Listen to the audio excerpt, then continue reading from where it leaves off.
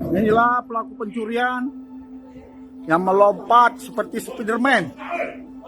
Akhirnya dapat oleh tim Tekap dan Pidum setelah dari gedung ke gedung. Detik-detik seorang pencuri yang bertingkah seperti Spiderman untuk melarikan diri akhirnya ditangkap polisi.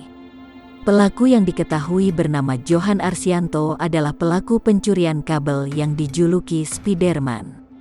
Dalam penangkapan, petugas harus bekerja ekstra karena pelaku melompat dari gedung ke gedung untuk menghindari sergapan petugas.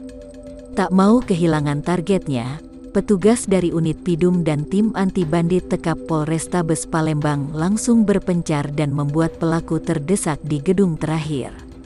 Petugas kemudian melumpuhkan pelaku dengan sebutir timah panas hingga pelaku tak bisa berkutik lagi.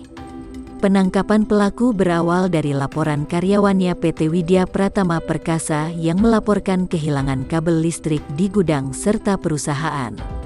Akibat tindakan pelaku tersebut, PT Widya Pratama Perkasa mengalami kerugian sebesar 3,9 juta rupiah.